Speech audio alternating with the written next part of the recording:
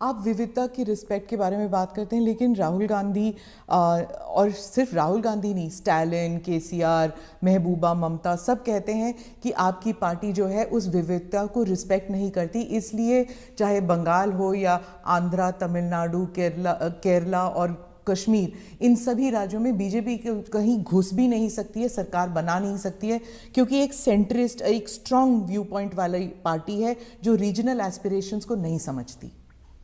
पहली बात ऐसी है कि भारतीय जनता पार्टी एक ऐसी पार्टी है जिसका ये मत है कि देश के विकास के लिए हमें रीजनल एस्पिरेशंस को एड्रेस करना ही चाहिए। और देश में मैं पहला मुख्यमंत्री हूं जो इतने लंबे समय तक राज्य का मुख्यमंत्री रह करके आया हूं, और इसलिए राज्य के एस्पिरेशंस क्या होते हैं, राज्य की आवश्यकताएं क्या होती हैं, इसका मुझे भली भांति समझ है। और इसी के कारण हम हिंदुस्तान के सभी राज्यों की भला, अब देखिए, मैं दुनिया के मेहमान आते हैं तो पहले उनको दिल्ली में ही आना और जाना हो जाता था। मैं ऐसा नहीं करता हूँ। आप ट्रंप को ले गए गुजरात? मैं उनको अलग अलग जगह पर, मैं चाइना के राष्ट्रपति को ले गया तमिलनाडु, मैं फ्रांस के राष्ट्रपति को ले गया उत्तर प्रदेश, मैं जर्मन चांसलर को ले गया कर्नाटका, और तब तो कांग्रेस की सरकार थी। किसकी सरकार? इस देश की शक्ति को उभारना, इस देश के हर राज्य को प्रोत्साहन मिलना, यही हमारा काम होता है। अब यूएन में जाकर मैं तमिल भाषा में कोट करता हूँ तो दुनिया को गर्व होता है कि भारत के पास दुनिया की सबसे पुरानी भाषा है। पहले कोई बोलता ही नहीं था, और इसलिए तो मैं हर एक को साथ लेकर के चलने का प्रयास करता हूँ, और मैं मानता हूँ वही रास्ता है।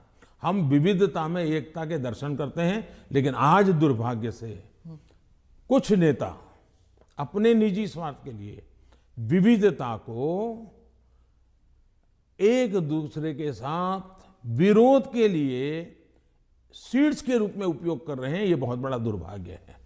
हमें विविधता में से एकता को पनपाना है। तो आप कह रहे हैं इससे अलगाववाद बढ़ेगा? पिछले 50 साल का अनुभव यही है, उन्होंने यही किया है। हर चीज पे देश को बांटो, राज करो, और उसी में से अलगाव पैदा होता है। लेकिन भारत का चरित्र ये नहीं है, भारत के नागरिकों का चरित्र ये नहीं है।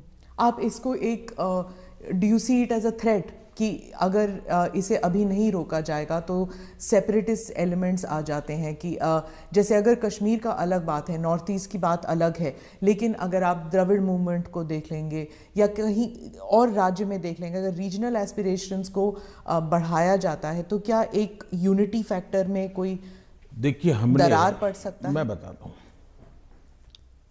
काम करने का तरीका कैसे होता है। हमारा ये मत है सामाजिक न्याय। भारत जैसे देश में इतनी विविधता भरा समाज व्यवस्था, और अगर सामाजिक न्याय के सिद्धांत में हम थोड़ा सा भी ऊंचे नीचे करेंगे तो हमारे देश को बहुत नुकसान होगा। इसलिए समाज का छोटे से छोटे तबके के व्यक्ति को भी विकास में पूरा सहयोग मिलना चाहिए और विकास के लिए अवसर मिलना चाहिए।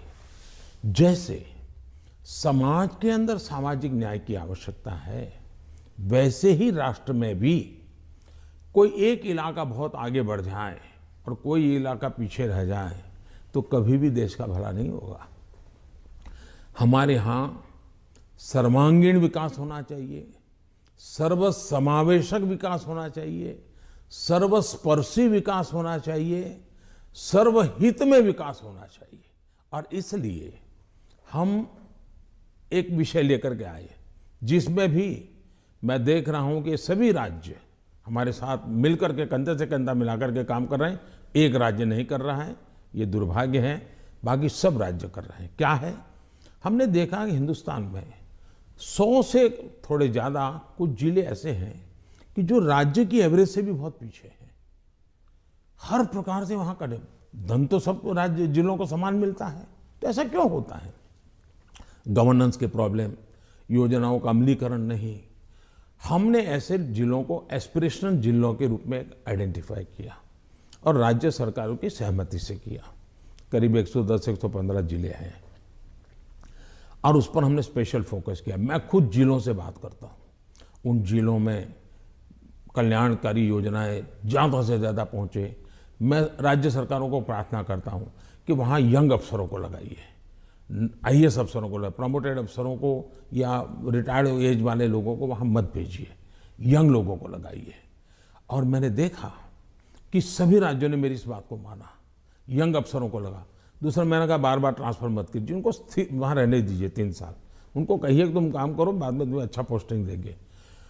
सभी राज्यों ने मेरी मदद की और आज ये जो एस्पिरेशनल डिस्ट्रिक्ट है वो राज्यों की एवरेज से भी कुछ तो आगे निकल रहे हैं, कई पैरामीटर में आगे निकल रहे हैं। अब देश का भला हो रहा है।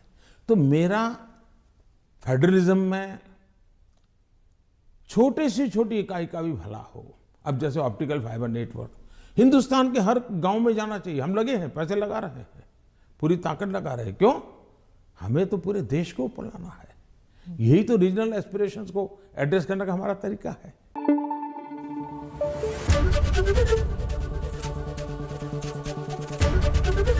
ABP न्यूज आपको रखे आगे।